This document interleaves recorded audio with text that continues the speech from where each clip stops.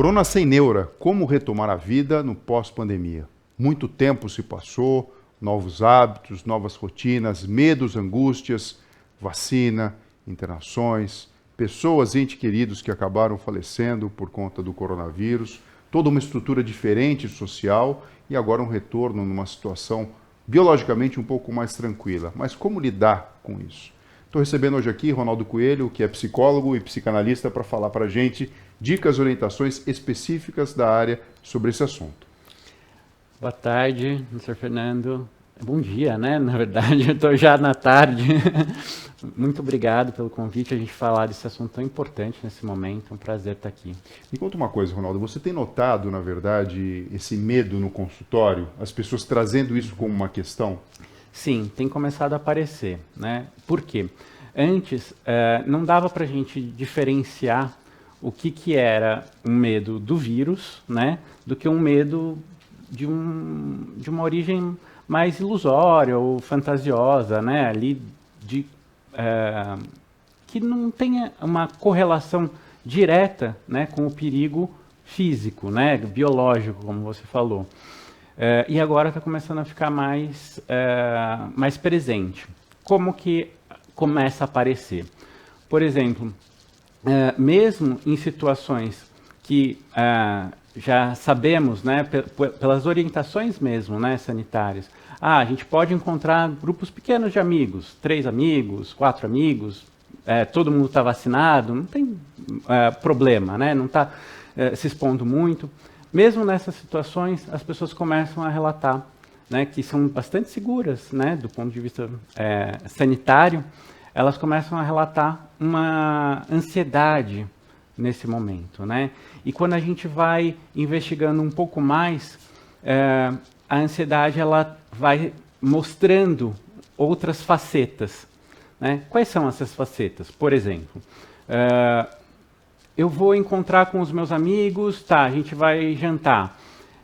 Mas e aí, depois que acabar o assunto? O que a gente vai fazer? O que eu vou fazer? Né? Começa a surgir uma ansiedade social mesmo, né? De como que eu me relaciono. E, em boa medida, isso tem uma explicação, a gente poderia, né, colocar dessa forma. Isso você disse porque, por exemplo, com home office, com os encontros e conversas virtuais, a hora que você desliga o aparelho, pronto, você vida para a sua vida reclusa. Isso. E de repente agora, é um período prolongado, a gente está falando de 2 anos, é o suficiente para provocar memória, né? Sim. E de repente agora a realidade volta ao normal do tipo, não dá para desligar o aparelho, porque a gente está ali presente, né? Pois é, e esse, por exemplo, uma das coisas que pode estar acontecendo, né? Então, as telas, ela faz com que a gente tenha uma interação muito direta ao ponto, como você mesmo disse. E numa relação onde eu vou jantar com os amigos, não é direto ao ponto.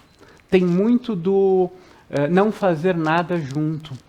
E que lá no começo, eu lembro que foi uma das primeiras coisas que eu notei, assim, como que a gente perdeu isso de pronto, né? Então, a gente não faz nada junto, né, durante 2 anos com pessoas muito próximas só, né?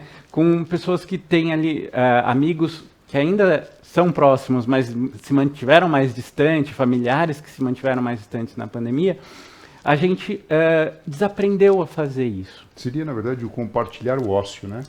Ou o cozinhar junto, ou o estar junto para assistir um filme, ou aquela coisa do vamos nos encontrar para tomar uma cerveja, né? É o fazer nada junto. Sim, sim. Você não precisa necessariamente ter um assunto, né? Você vai e deixa surgir. Esse deixa surgir parece que tem pegado aí bastante gente. E qual que é a dica da psicologia e da psicanálise para isso? E já houve, na verdade, algum nome para isso? Alguma entidade nosológica para essa percepção? Ou isso é uma coisa muito nova? Então, muita gente tem dado o nome de síndrome da cabana, né? Puxado aí, esse nome surgiu nos Estados Unidos, né? E eles davam esse nome para as pessoas que ficavam muito tempo isoladas, caçando, que quando voltavam à vida em sociedade, tinham essa ansiedade social, né? De socializar mesmo, de estar com pessoas. elas passavam mal. E foi dado esse nome justamente por estar em longos períodos de isolamento. E aqui nós estamos em longos períodos de isolamento, né?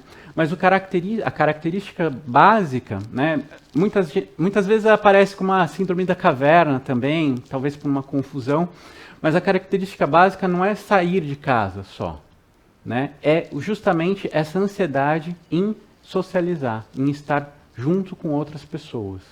Agora aqui a gente está falando de pessoas que tinham uma vida considerada, vamos falar antes da pandemia, normal, passaram por um processo, vamos falar, compulsório de uma nova educação, um novo jeito de lidar e que agora uma porcentagem está referindo a esse desconforto, né? Mas e crianças que nasceram ou então que na tenridade experimentaram esses 2 anos de mais isolamento social, etc. Isso pode comprometer lá na frente, na vida adulta? Então, a gente ainda não sabe como que vai ser lá na frente, mas de fato hoje é identificado já pelas escolas, né, pelas escolas de educação infantil, que as crianças estão bastante atrasadas dentro do que era previsto para a idade delas. O que a gente ainda não sabe é o quanto que elas conseguem recuperar isso, né, o quanto que o desenvolvimento ele pode se dar de uma forma a se acelerar, né, para alcançar ali o que era previsto, ou se esse atraso vai ficar, né? A gente sabe também, e aí até você pode até contribuir melhor, né, que a criança, quando ela está numa idade muito pequena, ela aprende muito por essa exploração, né, do espaço neuromotor, né, o desenvolvimento neuromotor, ele vai muito por isso. E muitas crianças ficaram dentro do apartamento, né, que não tinha muito o que explorar. Né? Aconteceu vários momentos, né, de atender, eu não atendo as crianças, né, atendo os pais, né, e eles falando do quanto que a criança queria, né, explorar mais o ambiente, mas não tinha para onde subir, né, subir no sofá, daí começa a ficar perigoso, né, porque não pode ir no parquinho, não podia ter justamente as coisas que seriam importantes para o desenvolvimento dessa criança. Quando você fala sobre isso, uma preocupação que a gente tem é que dentro de todo o processo pedagógico, organizado ou não, do ponto de vista neuromotor, você deixar a criança livre é bastante interessante no sentido de explorar novos ambientes e com isso entender as suas habilidades e desenvolvê-las.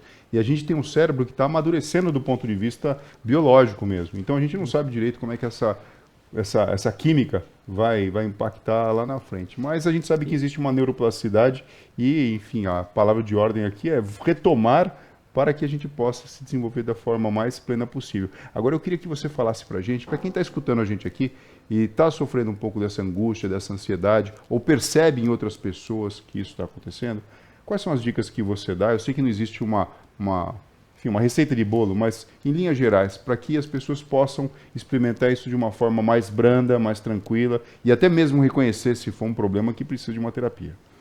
Então, acho que o primeiro ponto é poder entender o que de fato faz você estar sentindo essa ansiedade no retorno.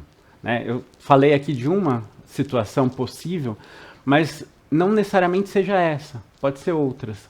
Né? Eu entendo que pessoas que perderam entes queridos nessa pandemia talvez tenham mais dificuldades no retorno. É possível que tenha, né? Porque pode haver uma associação entre a dor da perda com o retorno, né? O luto, enfim, pode ter uma série de coisas ali vinculadas, associadas, que sejam importantes de serem cuidadas e que talvez não seja tão direto assim como a gente pode falar aqui, né? Isso pode servir para muita gente, mas pode não servir para outras pessoas. Acho que o mais importante é poder ir se cuidando. Como assim? Estou com medo de sair. O que eu preciso fazer para sair? O que eu preciso fazer para encontrar pessoas? Né? O que eu preciso... como que a pessoa pode, ela mesma, ir se cuidando? No momento em que ela percebe que isso está, de fato, impedindo a vida dela, né, atrapalhando a vida dela, talvez seja o momento de procurar ajuda, né, de procurar uma terapia para entender de onde vem isso daqui, né? Ou o que precisa ser cuidado, porque muitas vezes a gente acha que está num lugar, mas vai estar lá onde a gente menos espera. Você né? diz a origem do problema, na verdade. Pois é. Então, na psicanálise, a gente trabalha com a livre associação. O que é isso? Fala o que te vem à mente. Né? Essa é a conduta básica. Né? Fala o que te vem à mente. E, em especial, aquelas coisas que você acha que não tem nada a ver. né? Deixa, se te vem à mente, fala. Né? Por que a gente faz isso no consultório? Porque, às vezes, é onde a gente acha que não está o problema, que vai estar. Né? Por um processo de associação, a gente consegue entender como que essas coisas elas se conectam. Então é preciso falar sem censura prévia, e não só aquela censura do ele vai me julgar. Não, mas essa censura que às vezes a gente faz sozinho. Isso aqui não tem nada a ver, imagina, não vai ser, não é possível que seja isso. E às vezes é.